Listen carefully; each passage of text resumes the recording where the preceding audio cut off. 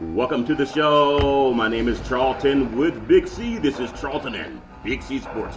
Coming to you worldwide on the Big C Sports Network, on the number one network in the United States of America. And Big C Sports has been voted the number one sports show in the universe, according to Big C. And them good old boys down south, I want to say bienvenidos to all of our listeners in Latin America, also across the pond in London, England, as well as Paris, France. Of course, you good old boys in Canada. We love you in Africa, the Big C tribe. But there's no one we love more than the good old boys down south in the land of the free and the home of the brave on a beautiful April the 25th, 2019. This is Charlton and Big C Sports, covering the NFL draft as well as NBA playoff action. Last night in Oakland, California, Golden State fell for the second time. Also, we have some NHL action. We'll be capping off some of the teams that are moving on to the second round. And then Major League Baseball, you kind of feel for the good old boys playing Major League Baseball. There are a lot of empty seats in the house, but they're having record-breaking contracts, and all of that has to come to a head. Sometimes you have to put the fans first. We hope that we can keep you up to date on what's happening with the NFL draft on Big C Sports.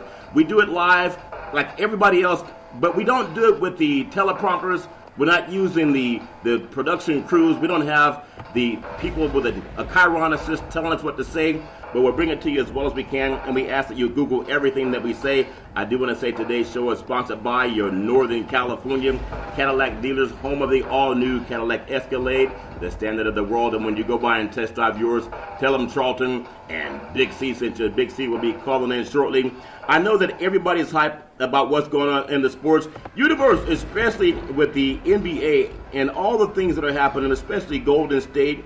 This is not a series that people thought would go more than 5 games, but we're looking at Game 6 on Friday night in Southern California. So we're looking forward to a lot of action with that. And of course, the NFL draft, it's already underway. We won't try to spoil anything that's happened. We've already given you over the last 2 days Big C's choices for who would be drafted when and where. And so hopefully that will hold true as we bring you Big C Sports.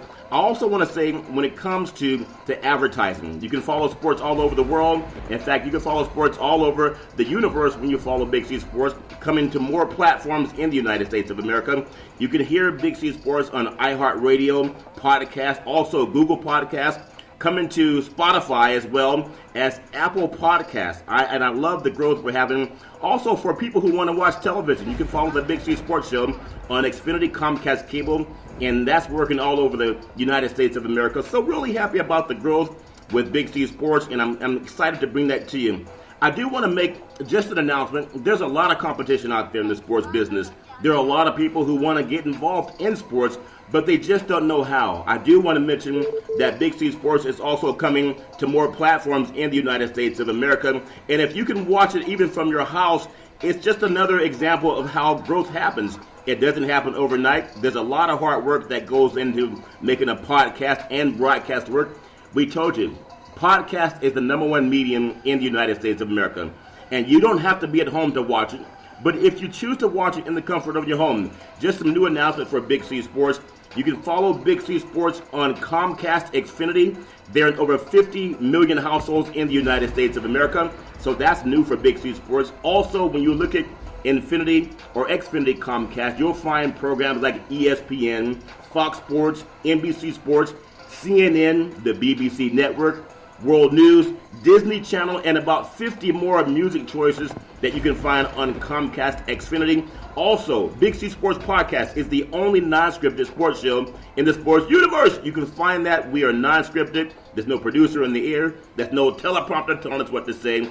And Big C Sports is now available to nearly 50 million people in the households. We have access to it if you have Comcast Xfinity Network. So I want to say that Big C is joining us just shortly here. There's a lot going on in the world of the NFL draft. We're not going to try to tell you what you're going to hear. Nobody really knows. There are a lot of trades that will happen up to date. We'll cover that mostly in the second half of our program. But I believe we have Big C on the line. Now, Big C, I think you came in from fishing. I don't know if you're fishing or if you're flying in, but I think we have you on the line. Big C, how you doing for you good old boys down south?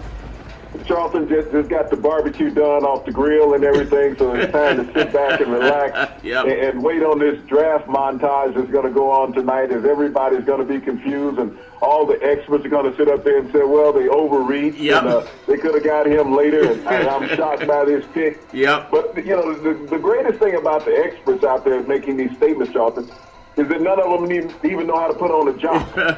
Some of them they might put it on backwards, but it's all fair and love and war. But I got to keep it real because a lot of people, they love sports, they love politics, they love everything, but they really love motion pictures. And now I'm a little boy at heart, and I know we're going to talk about some NHL action, some NBA, even Major League Baseball before we get into the draft. But tonight is the premiere of the Avengers Endgame. It's ready to become the #1 sports movie in the universe. There's so many people that are talking about that movie, and we know that the Thanos. We also had Captain America. There's the Black Panther was in the last one. Nick Fury, the great Samuel L. Jackson, he's part of that. Big C, I don't know if you're into the comic books, Marvel, but this program, Endgame, it actually starts tonight, but it really comes around nationwide tomorrow. But there's a lot of theaters that are showing it 24 hours. I want to get your thoughts. Are you a Marvel guy, Big C? Your thoughts? Well, Charlton, I've always been a fan of the comic books. That's the era that I grew up in, is that we all traded comic books. We didn't realize how much money we were throwing away back in those days, just like the baseball cards that we used to put in the spokes of our bikes. Yep. But, when you look at this Stan Lee franchise that was put together about the Marvel comics, and, the Endgame is starting this week, and they expect for this movie to do $1 billion this weekend alone in sales, which it will do. I mean, it's a movie that's going to be about 3.5 hours long. But when you think about the generations that it will cover throughout the spectrum of this movie, it's something that you won't get bored in any kind of way. Because even when you look at the last one, Captain Marvel, this was set in the 90s, and now you're moving up to the millennium now. Yeah. But, this is just great fanfare around the world. I mean, it's been sold out for weeks. You can't get a ticket. I tried. Yep. And he even tried to bribe somebody. It didn't work. They said no. I know my son, he was telling me about it. He's always asking me, could Thanos beat up this character called Luke Cage? And they canceled Luke Cage, but I saw on a video screen where Luke Cage actually beat up Thanos. And I said, if Thanos is the toughest guy in the universe and Luke Cage beat him up, wouldn't that make Luke Cage the toughest guy? So why do they cancel Luke Cage, Big C? Your thoughts?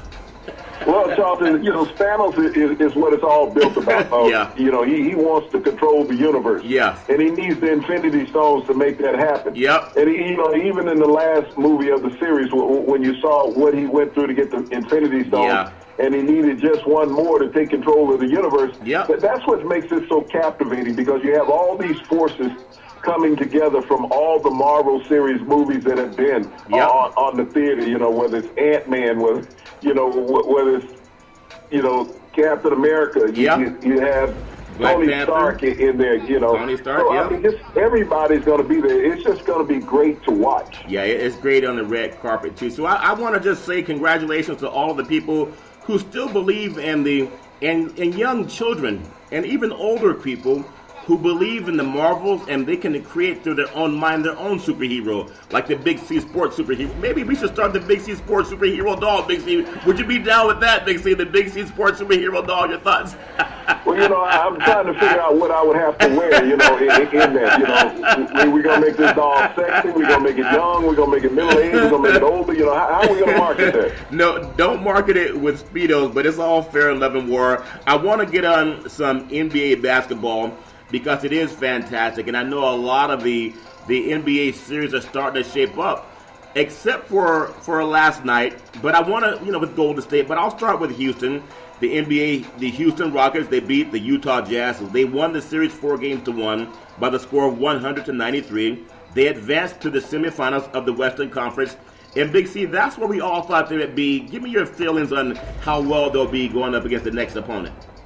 Well, the thing that I look at with the Houston offense, it hasn't been clicking on all cylinders. You look at the low scores that they've been having in the playoffs. That means they have some work in progress that they need to do offensively. Yeah. Defensively, they've been intact. They were able to hold Utah down, in this series offensively. But, as I look at their offense, they have struggled, and that concerns me moving into the next round. Yeah, they have struggled. Now, I know Capella, it's like athletes never learn. And I know everybody you got to believe in yourself. If not, nobody else will. But when people are saying, we want Golden State, well, they may end up getting the Clippers. So saying you want a certain team, it doesn't make a lot of sense. it's nice when you say, we just want the best team. We want to be the best team no matter who we play. I think Chris Paul corrected him by saying, hey, we just want to play whoever's there. But Capella was honest, though. He said, you know what? In order to be the champion, you want to beat the champion. But that's not always necessarily true. Big C, as long as you win, does it matter that you beat the best? Big C, your thoughts?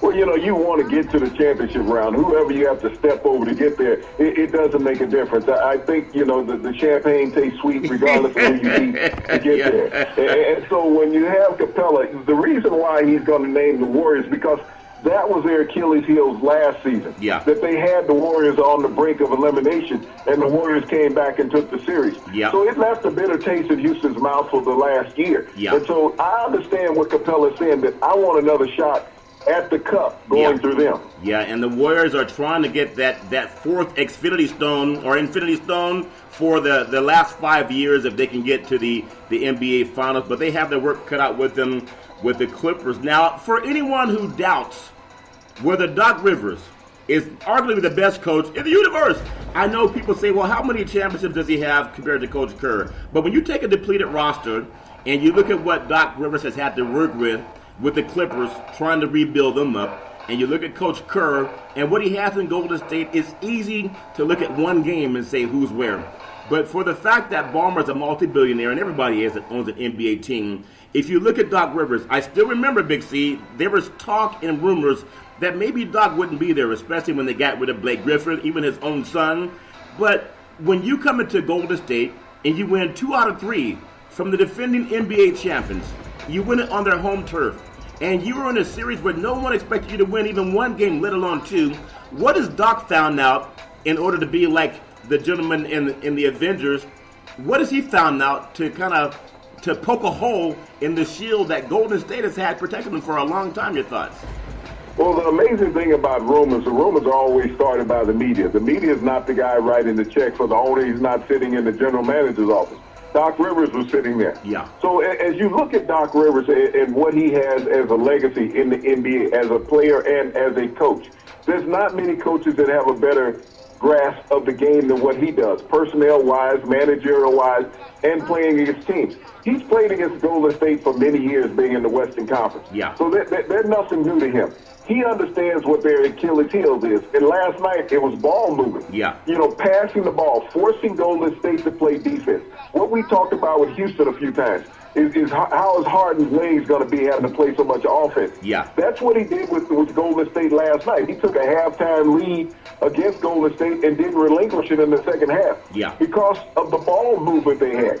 They forced Golden State to play defense last night instead of just playing offense. Yeah. And that was the difference in the game. When you look at what Sweet Lou Williams was doing last night, yep. He assisted or scored on 60% of the points for the Clippers last night. Yeah. That's something that Golden State is not accustomed to. Having one player come out and be that dominant on the floor, and not only that, coming off the bench doing it. Yeah, coming off the bench doing it. And so you look at the LA Clippers, they beat the Golden State Warriors on the road 129-121, and they still trail the series 3-2. I don't see them, sweeping Golden State, and they would have to do that starting last night and winning Game 6 and 7. I don't see that happening, but they have put a scare into them. They trail 3-2. Game 6 is Friday night in LA.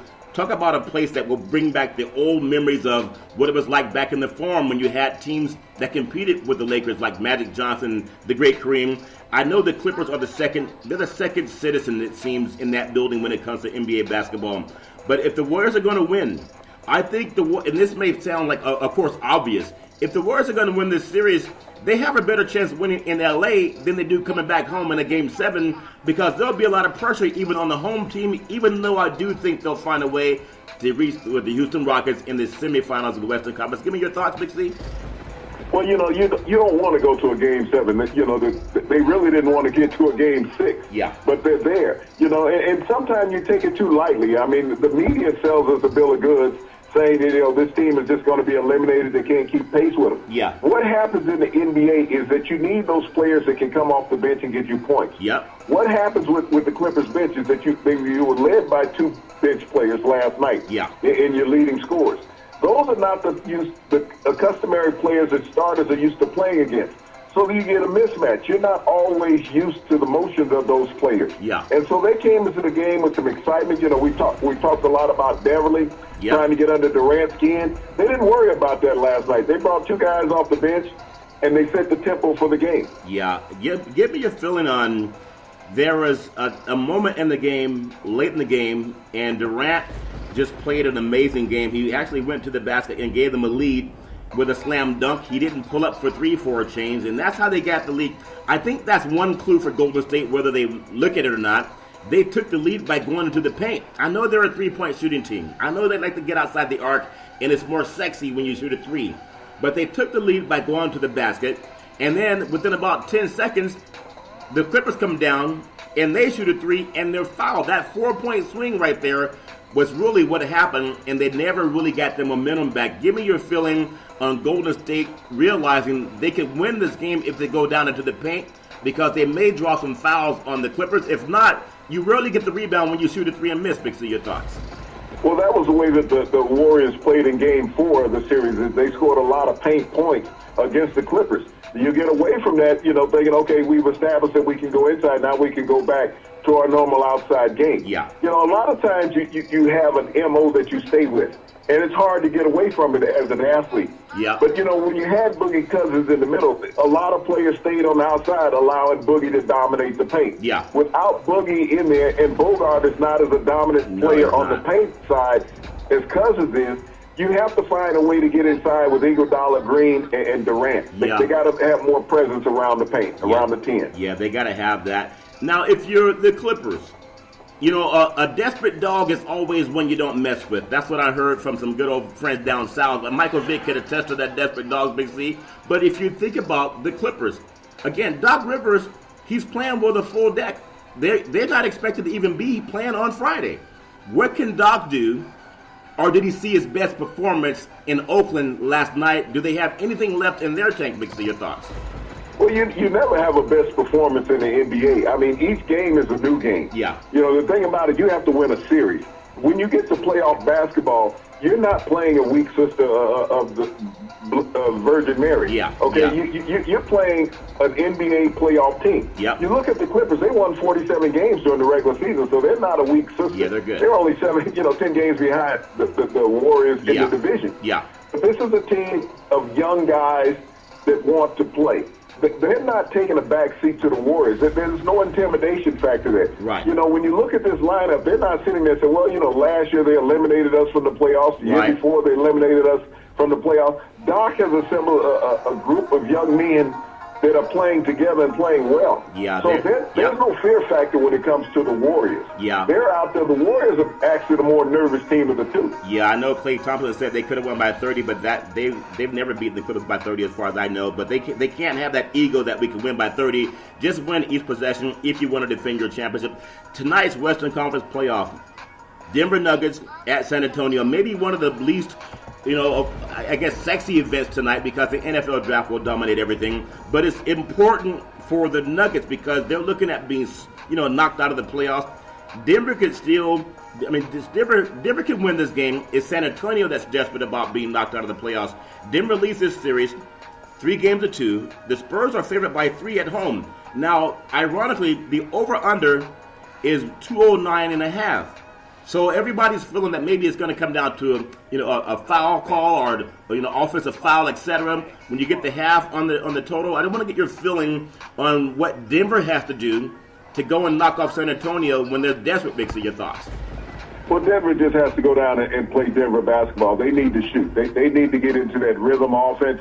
They need to get some help out of the backcourt from Murray. He really needs to be active. He can't get off to a cold shooting night. He can't come out, go 0 for 8, and expect Denver to win the game. Yeah. I understand that the coach will stick with him to shoot through his slump. Yeah. But he can't afford that tonight. I mean, Jokic, he has to be very active. This big man has to, set the tempo for the offense. He needs to get around the rim because he's very difficult to defend. Yeah. That big body is hard to keep away from the cup. Yeah. But Denver just needs to shoot the ball. They need to stop slowing down the game. They need to pick up the tempo and run a little bit. Yeah, and Aldridge has to have a big game for San Antonio if they're going to hang on and get to another game. If you look at the NBA playoffs in the Eastern Conference, it all starts Saturday. We'll cover more of that, coming up tomorrow. But just the build-up and how much rest the Eastern Conference is getting right now. Philadelphia, they'll be at Toronto. Boston will be, at Milwaukee. They'll play their game 1 on Sunday. And I'm just excited about everything that's happening in the NBA playoffs. Looking forward to a lot of good things happening. And then just to get your feeling again, the Eastern Conference, it's not as if they're going to have any more rest than teams in the Western Conference. Again, Houston, maybe it benefits them, maybe it doesn't. But if you're in Houston's position, do you want to keep playing to keep the momentum? Or do you want to rest your legs like some of the teams in the East? Big C, your thoughts? Well, I think you need to rest, especially when you're looking at James Harden. He played the entire season, carried the load for that team. And even in the Eastern Conference, when you look at Philadelphia, Embiid has had some tendonitis in his knee. This rest is much needed for him to get off those legs and get as many days off as he can. Yeah. Rest is not a bad thing when it comes to the playoffs. Because you think about the attrition of the amount of games that you have played at this point in the season. You got, a dozen preseason games. You got 82 regular season games. And you got to win at least 16 games in the playoffs to win the championships. So that's a lot of leg wear on the player. So anytime you can get rest late in the year, it's greatly appreciated by the body. Portland, does it really matter, unlike Capella, does it matter if they play Denver or if they play San Antonio? Of course, if they get San Antonio, they're at home. If they get Denver, they're on the road. Does it matter to them, Big C? Because they're going to be a tough out no matter who they play. Your thoughts? Well, it really doesn't matter to Portland. Portland is playing with 2 chips on their shoulder. Nobody's giving them any consideration. Nobody saw them or Denver on TV all year long. No one knows who their lineups are. But, this is the little brother that always was picked on when you look at Portland. And then he grew up all of a sudden. It's like, hey, you can't push me down now. And you saw that against OKC. Is that they played with attitude. And that's the difference. They ran OKC in the ground. You saw the moxie that they played with, especially the last shot that Lillard hit, against OKC. It's like, hey, I got this. There was no worry from that lineup. The rest of the team just backed out, say, take it. And that's what you want. When you have that type of confidence as an organization and as a team, your opponent is worried about you. And here they're walking in with house money. You think about how many times that Portland has been eliminated in the first round. And now they just walked through OKC. Like they had never been in the playoffs before. That's very good. And just loving the way the young backcourt plays. Damian Lillard, obviously, there should be a statue of him outside of the Motor Center, even if they don't get to the Western Conference. He just sets the tone for that city.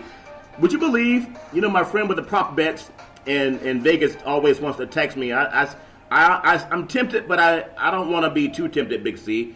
The NHL apologizes. You know how we talked about prop betting? You know how we talked about players, they want to win it because they want to earn it, not that it's given to them? Well, the NHL comes out today and they apologize for the incorrect major penalty call. The Golden Knights were up 3-0 at that time of the penalty in the third, and they lost 5-4 in overtime. And now let me ask you a question. Why come out and apologize if they're not going to redo the game from that time? That may seem unrealistic, but if you're just telling the whole NHL universe that you made a mistake that may have cost the franchise from defending their championship or getting back to the title, not defending it, but getting back to the Western Conference Championship, why would you come out and apologize for it if you're not going to go back and replay it? If that make any sense, your thoughts? Well, that's become the tone of commissioners in the past several months. You go back to the NFL championship game with the Saints and the Rams. The league came out and apologized. They fined Mikel Roby $26,000 for an illegal hit and apologized that a call may have been missed. Just like here with Gary Bettman coming out in the NHL saying, okay, we apologize for this overcall on this penalty. Why do we have instant replay in any sport? This is the thing that we're getting to now. We're constantly coming out. Even when you had Durant, get the double technical with Beverly. The NBA came back and rescinded that technical. So now he only has one technical in the playoffs. So this is the point that the commissioners are getting to, is that they're coming out being apologetic for the officials that are on the ice and on the field and on the court. I feel that when an official or a referee makes an egregious call where they blow it and they cost the team, they should face suspension. Yeah. They should be removed from the series that they're officiating and bring in an entirely new crew. Yep. There has to be some accountability from the officials, especially with sports betting the way that it is. And who knows what it may do as far as how somebody makes a call or doesn't make a call. Yeah. Because we've seen with Tim Donaghy, the former NBA official, saying, well, I didn't bet on the games that I was officiating. Right. I was taking my chance on the other games. That's how smart I am. Well, okay? Yeah. And so I see that same mantra with the officials and referees now. Yeah. That you're making these egregious calls.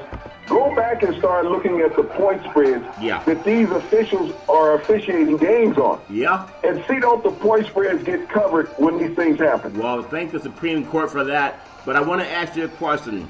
If someone comes into your place of business, or let's say you go into someone's home and you break some china, you break some silverware, they're right. You can apologize, but you can also replace it. When a league will have a team lose their season and any chance at going to a championship game because of an error, to apologize is one thing, but would it be too far-fetched to say we're going to go back and reset the clock at that same situation? It's not too unreasonable, Big C, because it would get rid of the people who think the games are fixed. Would that be unreasonable, that they could go back and replay at least the game from that moment? Your thoughts? You could go back and replay the game, Charlton, but the momentum is not going to be the same at that point. Yeah. So that's a far stretch to go back and play a game. You have to correct it. Why do you go to the sidelines and review the tape? If you don't correct it at that point, at that time, you have someone in the league office, in all professional leagues, that you can communicate with. You can get on the phone with. They have lead officials. They have people in the commissioner's office that you always have an open line of dialogue with. Yeah. You can solve it at that point. You know, you're not under a rush when there's replay. You got more than 30 seconds to make up your mind. If you need 5 minutes, you need 5 minutes. Yeah. But if a playoff series is on the line, a trip to a championship game is on the line. Yeah. You take as much time as you need because what else is pending? Yeah. That's true. Well, it's all fair in love and war. I really feel for the players of Las Vegas because just like with the New Orleans Saints, they were telling everybody what happened. But media tried to make it seem like, no, it was justifiable, but the league knows what's going on. NHL playoffs, Carolina Hurricanes defeat the Washington Capitals 4-3 in a Game 7. And you think about how they defeat the defending Stanley Cup champions to advance to the second round. That's a big win for the Carolinas. Big C, your thoughts?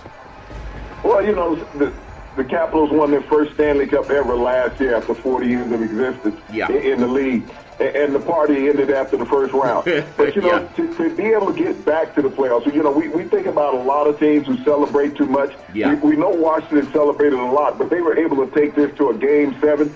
The Carolina Hurricanes, just a better team last night. Yeah, NHL playoff action tonight. Columbus at Boston, second round, and Dallas will play St. Louis in Game 1 of the second round games as well, and that'll be tonight. Something about Boston, we've talked about it many times before. This goes way back to the days of the Red Sox and back in the 1900s when they were winning. And then, of course, you have which used to be the New England Patriots that became the Boston Patriots that became the New England Patriots. And again, the Celtics, the winningest franchise in the NBA, what they've done. The Bruins, obviously, maybe not the prodigal team of the Boston, New England area. I would still say that's the Red Sox, and then the Celtics, and then the Patriots, and then the Bruins. Big C, your thoughts? Well, you got to look at the Bruins. They're the second oldest professional franchise in that city. And they have a long-standing fanfare with the Boston area. I mean, you know, today's smartest sports athlete thinks about basketball and football. Yeah. But the original sports franchises, you think about the Sox being the oldest franchise professionally in that city. And then the Bruins are going to be number 2. And they have a lot of banners hanging there in the garden there in Boston. So, you know, when you think about the success they've had in the existence of their franchise, they've had more success than what the Patriots have had. Yeah. They've had the second amount of success in that city. They're only behind the Celtics as far as championship banners. Yeah, that's definitely true. It's just that hockey's not as well watched as some of the other sports like basketball, football, and baseball. I want to swing your thoughts to to the Dallas Stars and the St. Louis Blues. Obviously, it means a lot for the city of St. Louis. We still think about St. Louis, how tough it's been there.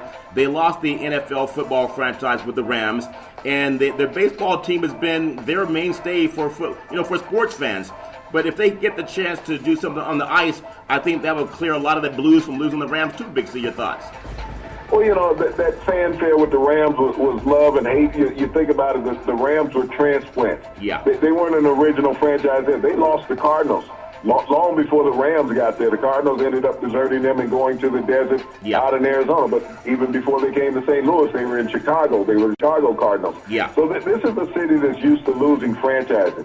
And the Cardinals, the St. Louis Cardinals, baseball Cardinals, have always been the heart of that city. Yep. The St. Louis Blues have had their up and downs, throughout the NHL. Yep. And it would be great for them to advance to the next round. Yeah, I would love to see that too. NHL playoffs Friday. Carolina will play at New York game 1 of the second round, and Colorado will play at the San Jose Sharks. Now, the first game, the second round NHL playoffs, how do the Sharks look at what the commissioner did today when he just told everybody in the NHL universe that San Jose really they got there by luck or a missed call, not because they earned it? Does that matter, or do they have a short memory, Big C? Your thoughts? Well, you have a short memory as a player. You know that all the time in professional sports, even collegiate sports, that calls are always missed. But the game must go on. You can't sit there and dwell on what may not have transpired. Yeah. All you know is that you've advanced to the next round, so you have an opportunity to keep moving on. You don't sit there and feel sorry for your opponent because they wanted to eliminate you also. Yeah. So in professional sports, you take any advantage that you will get to get to the next level, and that's what the Sharks are going to do. Well, obviously, it means a lot for the people in San Jose. Have you heard of Silicon Valley? There's a lot of money in Silicon Valley, Big C. And I thought they said money can't buy you love, but can it buy you a win, Big C? Your thoughts? Well, you got to ask the president if money can't buy you love. Yeah. Hey, Robert Kraft is playing also. Yeah, it's all fair at Level War. We're going to come up what we call the Big C pause. We'll take a Big C pause and come right back and have some more action for you in the world of the sports universe. We know everybody's getting ready for the NFL draft, but we still know that baseball's still being played. We'll take a slight pause, and we'll come right back and finish up with some baseball and then the NFL draft. All right, Big C, we are back with the Big C Sports Show. You can hear us on iHeartRadio Network, Apple Podcasts, Google Podcasts, Xfinity, Comcast, with over 50 million households in the United States of America. You can even watch the Big C Sports on television if you have Xfinity, Comcast, and we look forward to the growth and appreciate all the good things happening. Big C, the world of Major League Baseball, I know a lot of people are thinking, baseball? They're talking about the NFL draft, but I do want to pay attention to some of my friends in the world of Major League Baseball. You look at Major League Baseball's schedule, it's a slight schedule, and they did it the right way. Atlanta's going to be, at Cincinnati. You have Miami at Philadelphia. Detroit's at Boston. And then you have Cleveland at Houston. The New York Yankees are in L.A. playing the Angels. Texas is at Seattle.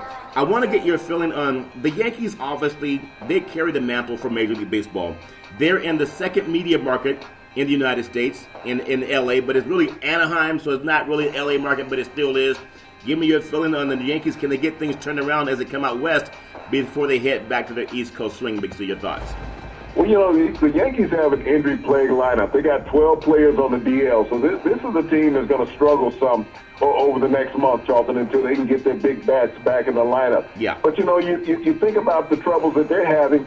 It's good for Boston because Boston has gotten off to a sluggish start to begin the season. Yeah. And last year, these two teams were in a heated race from the start of the season to the end of the season with the best two records in baseball. Yeah. But the Yankees are going to have to rely more on their pitching than their bats in this series against the Angels. How, in your opinion, we just saw what happened with the announcement for NHL, how the Sharks really, they took a bite out of Las Vegas, but it was an unfair bite because it was administered by a league. And of course, officials, referees, they're not perfect.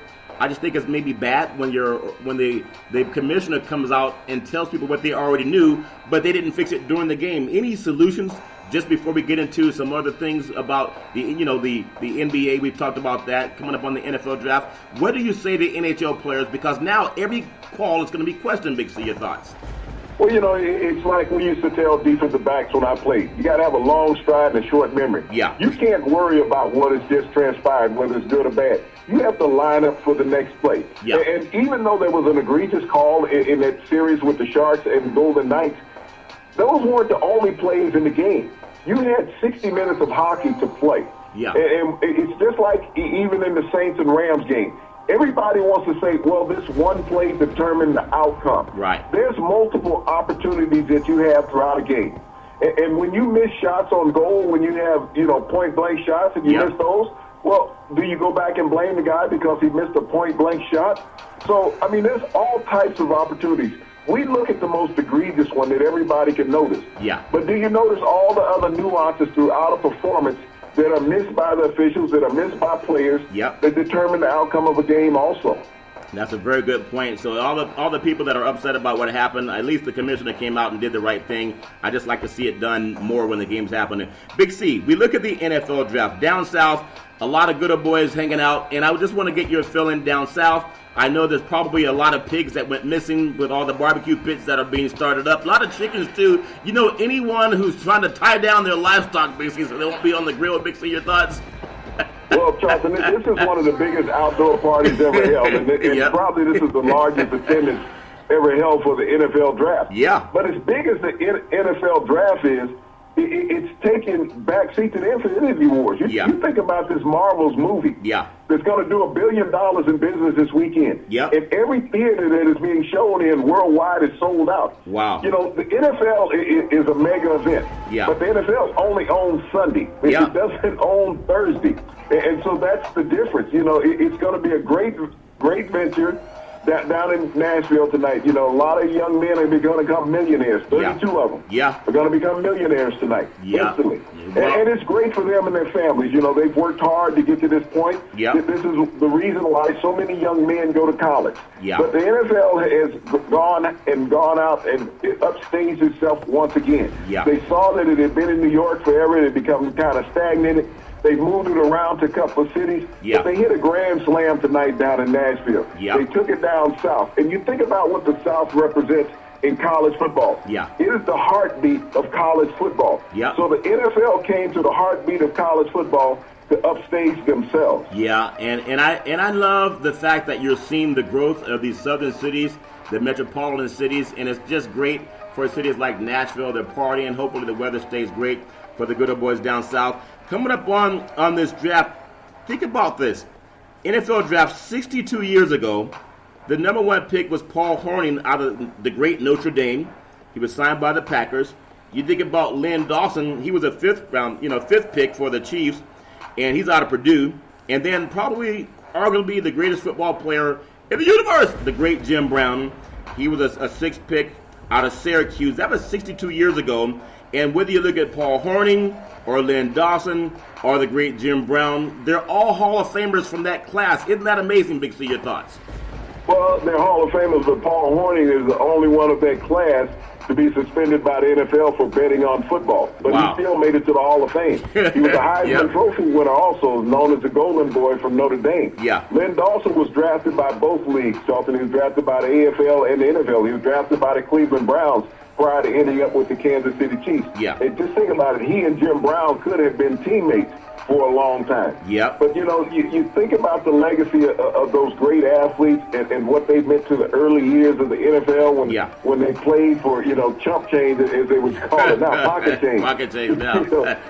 Players walk around with as much money in their pocket as those guys earn. Yeah. And when you talk about the greatness of Jim Brown, a lot of people don't realize when Jim Brown retired, his final year in the NFL, he only made $66,000. Wow. He was the greatest player in the league. And when he walked away from the NFL to get into acting, he only made $66,000 in the previous season. Wow. That's incredible. And when you think about what he embodies for the NFL, a man that did it his way, the new athlete nowadays, people say, well, maybe their heart's not in it. LeBron James has been accused of that. A lot of players that come west, they think maybe they want to become an actor or a movie star. Well, I think Jim Brown's career turned out, pretty well. I want to just defend some of my good friends out here on the West Coast, especially the Pac-12 guys. when you look at the NFL draft on the offensive side of the ball since 2012, you think about the offensive Pro Bowlers from the college program since 2012. Would you believe Stanford University probably has the toughest academic school to get into the United States, along with, Harvard, but they don't play the same level of sports. So at Stanford University, they have 5, all-pro players, Pro Bowlers from since 2012 and now. They're followed by Wisconsin with 3, Notre Dame with 3, and believe it or not, I was thinking about going to find USC or UCLA on that, but that's Boise State. And then when you look at the SEC, which dominates college football when it comes to players, being drafted, only LSU with 3 offensive, Pro Bowlers since the 2012 draft. But why doesn't that translate on the field where Stanford's winning national championship instead of schools like Alabama and Clemson? Big C, your thoughts? Well, you got to look at the type of ball that players play, and where the high-powered offensive players come from. Yeah. Alabama's always been known as a defensive power. Yeah. The SEC has been known for playing great defense. You don't have a lot of quarterbacks drafted out of the SEC that play in the NFL. It's not their brand of ball. Right. And so when you look around the country and you look for certain types of players that you will see a lot of tonight in the draft when teams are drafting for need. Yeah. You're not always going to go to the high-prolific university to get the guys that, because you win a national championship other than Clemson, yeah, they have a lot of first-round draft picks. Yeah. Obviously, we look at that, and everybody has to build their program. But I want to get your feeling. We know the draft is already underway. We'll talk about a few players, but we don't want to spoil it for a lot of people that are going to go home and watch it later. But I want to get your feeling just as we look at the defensive side. I know you're a defensive guy. Give me your feeling on how you think it's going to turn out. I know we've had Big C's thoughts over the last couple of days, and everybody has their own opinion. But do you still feel comfortable about some of the people that we were talking about when it came to the draft? I know Kyler Murray is going to be the offensive talk, but on the defensive side of the ball, give me your feeling if you still feel confident about some of the people we talked about yesterday. Your thoughts? Oh, yeah, I feel great about the guys that we talked about on the draft yesterday. The guy, to me, with the greatest growth on the defensive side is Montez Sweat out of Mississippi State. Yeah. I think he has the greatest upside. When you put that type of athletic ability with an individual, think about what you can teach him on the NFL level. Yeah. And then we got Allen out of Kentucky, the other rush in. Yeah. When you talk about a guy who's improved every year he's been in college, and the thing about it, he wasn't a 5-star recruit. No. He wasn't one of those number 1 guys coming out at his position. He was a work in progress every year, getting better. He didn't come in with the silver spoon in his mouth. Right. And that's the kind of guy you want. He reminds me so much of Von Miller, and I think he'll have a career that will mirror Von Miller. If you'll move him into the right system, and he'll go a long way in the draft. The thing about the draft is I think in the second round of the draft, yeah, is that it will be defensive back heavy in the second round. We won't get a lot of defensive backs go off the board tonight, 2, maybe 3 max. But in round 2, I see at least 10 defensive backs going in round 2. Yeah. But tonight is a night about the defensive linemen and a couple linebackers, because when you can get interior line play, that's what you want. That's how you build your team. Yeah. You can always find fill-in people. But when you can put pressure on the quarterback versus you have guys that can protect the quarterback, that's how you build your franchises. Let me get your feeling on all the talk of the defensive guys. And I know when you look at Bosa, coming out of Ohio State, guy that decided to take some time off when he could have had his heart in the game, at least with his team. And I know a lot of people don't want to cover this because he's not an African American player, so they want to put on his best and put his best foot forward. But I thought when people know about the character of people and how bad his character is, with all the racial enmity and homophobic statements that he had on Twitter, in the anti-Colin Kaepernick, anti-President Obama slant that he had, put it in writing. None of the people on the mothership, they act as if it never happened. Just like the NFL did when the Rams they committed the penalty against the Saints, knocked them out of a chance to kick a field goal and maybe go to the Super Bowl. With Bosa, no one's talking about his poor character, but the NFL draft has been laden with many people talking about the bad character of some of the African American players. I know there was a guy that was caught with a marijuana bong last year, and it was they filmed it. And they Larry Thompson out of Mississippi State. I think about when Jameis Winston came out number one overall. And he talked about his problems that he had in college at Florida State. You know, Bosa has come out with many racist tweets and rants. Not only that, he turned his back on his teammates. I think about when Kyrie Irving had his surgery last year when he was hurt and didn't play in the playoffs for the Celtics. And the media could not help but beat him up, talking about he turned his back on the team. He could not wait until after the season to have the surgery. He couldn't sit down on the end of the bench and be a motivator for his team. I saw Joey Bosa walk away from Florida State. Not Florida State, but Ohio State. During the season, he's like, look, I'm out of here. I'm going to take care of myself. I don't care about the teammates. The guys that, came to bat for me, I'm going for myself. And the media was okay with that. They were okay with a white player saying, I'm not going to go out here and play with these guys. Well, but anytime an African-American player decides that he wants to go out and take care of his body for his future, he is beat up by the media. Oh, he's turning his back on his teammates. He's selfish. It's amazing that only African-American athletes become selfish, because when you got somebody like Bosa that they know is a known racist with his tweets and rants that he has in social media, and they don't call him out on it. They say, well, it's just like with Josh Allen, what we had last year in Buffalo. Same thing. Oh, what he did it when he was young and he was careless. He didn't know what he was doing. It's amazing when a white athlete does something that's negative with vitriol. He didn't know what he was doing. He was young. So instead of calling him stupid, you call him young and he didn't know what he's doing, and he's apologized. But he didn't apologize until you caught him. He didn't come out and say, hey, guys, I made this mistake last year or 6 months ago or 4 years ago, and I was wrong for doing it, and I want to get out in front of it. He didn't get out in front of it until it was found out. Then all of a sudden, once it's found out, oh, I'm apologetic. I didn't mean it. I don't know what I was thinking at that time. So you're telling me that you're stupid. That's what you're straight up saying, is that you're stupid because this is the line of sight that you have about other people of color. And I think because I am a man of color, and I know most men of color have made it possible for us to even have the Big C Sports Show. There was a lot of time you couldn't find African-American men, on television because people wouldn't give them the opportunity at Big C. But I saw they had an African-American woman, Maria Taylor. She was interviewing Bosa. They had his father there. They had his mother was there, and they were asking, what are your thoughts and how do you feel? And this has to be a happy time for you. They did not even treat him the way they treated many men of color, to ask them to at least acknowledge why they were in a negative light in the media. They had to put it in their face and have them answer to it. They gave him so many softball questions. How you feel about tonight's draft? Are you looking hopeful to being, picked up for a team in the NFL? Your parents must be so proud. You must be like your brother. I'm sure you're really excited to play in the same league with your brother. None of that. Nothing about what they took down on the site. Why would the NFL lose this moment to have them say, you know what, I'm wrong? Because people are going through hate crimes in this country. But the NFL, they won't give a guy in Colin Kaepernick a job, but they embrace a known bigot.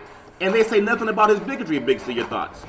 Well, I think the basketball player said it best. But when you think about it, a couple of weeks ago, and I'm lost for his name right now, the guard with Utah. Oh, yeah, I know what you mean. When he said, I'm the elephant in the room. I always thought black people were wrong when they said that the police were after them. Kyle Korver, the guard for the Utah Jazz, who played with the Hawks and the Cavaliers. I always thought when black players said something negative was occurring to them, that they were lying. And so when you look at the media, who runs ESPN? That's a Disney corporation. They're not going to make somebody who looks like Hannah Montana look bad on television. I think they dropped the ball. The reason why they put Maria Taylor there to interview him is to say, okay, we're not holding a grudge. We're not going to call you out. Maria Taylor, for her to sit there and be comfortable and smiling, saying, hey, I'm enjoying interviewing Joey Bosa after he said about what he said about people who look like me. Her. That's, she had to be uncomfortable. But that was also strategic by ESPN. To put a black woman there, after he's had all these racist rants, let's have her interviewing to show that there's no hard feelings. Well, Roger Goodell has his work cut out for him, but he really dropped the ball on that. Give me your feeling. I know we don't want to get too much into who's being drafted where. People can find out on their own. But I just get your thought on an offensive player. There's so much talk about Haskins out of Ohio State and also Murray out of Oklahoma. Give me your feeling. We know it's already happened. We know the draft is already going on the way, but people can tune into a television program to see what happened if they want to. We don't want to spoil it for people who are still trying to record it and get home. But give me your feeling. Do you still feel comfortable about Murray and Haskins? Big C, your thoughts? Oh, you got to take Murray number one. I mean, you would be wrong not to take him number one in the draft. Yeah. I mean, he's the most electrifying player on the board. Haskins may be the best pure quarterback on the board. But what you're doing offensively in Arizona by bringing in Kingsbury, why do you bring in a coach that runs that style of offense if you have no plans on drafting this guy, number one? Why does Kyler Murray spend the last month down in Arizona if you have no plans on drafting this guy? Yeah. The next biggest move in the draft, I see it happening with Haskins. Yeah. There's going to be a trade involved moving up to get Haskins. Most likely the Washington Redskins will make a move up to get up in the top 5 to get Dwayne Haskins in front of the New York Giants, so they won't have to make that choice. But I see him going to Washington possibly in the number 4 or number 5 slot. Yeah. Daniel Snyder years ago did this same scenario where he traded up to get RG3. Yeah. But when I look at Haskins, he's a much better overall product than what RG3 was, Charlton. He's going to stay in the pocket. You give him the protection, he will develop into a solid NFL quarterback. Give me your feeling about the Oakland Raiders. I know Gruden's been much maligned because he traded away a lot of the top players. Khalil Mack, number 1. He got rid of, some Crabtree's gone, Cooper's gone. There's talk that he doesn't really like Derek Carr. And Carr, of a quarterback who was supposed to be the prodigal son for Oakland, how is he feeling? He must feel like a hockey player on thin ice right now, Big C. Your thoughts? Well, I don't know if you can go out and get a quarterback. I don't think that Gruden will pull the string on drafting Haskins. He has so many defensive needs that he needs to adhere to. Yeah. That needs to be his priority. He needs to get an edge rusher, and he needs to get a solid defensive tackle and a cornerback. He needs all 3 levels of the defense. Yeah. He signed some linebackers in free agency, so I think he's going to be okay, with the linebackers that he's got in free agency. But he needs 2 solid defensive linemen. He needs a run stopper, and he needs an edge rusher. And he needs a solid cornerback. Yeah. So if John Gruden goes anything other than defense in the first 3 picks he has in the first round of the draft, not only that, I think they have the 37th pick in the draft also. Yeah. So when you look at the Oakland Raiders overall, they got 3 picks in the top 40 in the draft. Now, if John Gruden blows this, he should just resign. well, he's not resign. He got too much money and a guaranteed $100 million coming. Give me your feeling as we fly across the coast to the East Coast, and you look at the New York Giants, Eli Manning's team. He's the prodigal son of the city of New York. It's not going to be Darnold, obviously, with the New York Jets. You give me the feeling that they have to at least have someone ready in the wings. If you're the Giants, do you think that's something they don't even care about at this time? Your thoughts? Well, I don't think there's any pressure on the Giants about drafting a quarterback. I know there's been a lot of talk that everybody's saying they should take Haskins. They've already made it clear, as Dave Gettleman has, that I don't want Haskins. I don't want the future of New York to be a black quarterback. Yeah. We don't want that to be not with the face of the Giants. Yeah. Not one of the heritage franchises. Yeah. And so that feeling comes from the top of the organization, from the Mara family. There's no diehard there in the Mara family that wants a black quarterback to be the face of the Giants going forward. Yeah. The Giants' real needs are on the offensive line. You have to build your team to the offense and defensive line. That's been their weakness. They need to get another solid offensive tackle. They can get two offensive linemen in this draft, or they can get a defensive lineman also in the first round. But for them talking about taking a quarterback and all the people out there in the draft pundits talking about Daniel Jones out of Duke. Yeah. Daniel Jones is not a quarterback that will survive in the NFL. This is the next coming of Brock Osweiler. That's what you're looking at. Yeah. So if you draft Daniel Jones in the first round, you might as well just pick up Brock Osweiler in free agency because that's what you have. Let me get your feeling on one of the NFL's prodigal quarterbacks, now GM, John Elway, out of Stanford University. And the fact that he has, you brought up the great Brock Osweiler, that was a savior for the Broncos, according to John Elway, but it didn't turn out well. And they've also had Paxton Lynch, I believe, that was there and didn't work out too well, too. Any pressure under the great John Elway? Is he starting to look more like John Gruden, not being able to win when he has the chance to get his own players in? Big C, your thoughts? Well, he has a quick fix with Joe Flacco. He has a quarterback that can stand in there for the next couple years in Denver.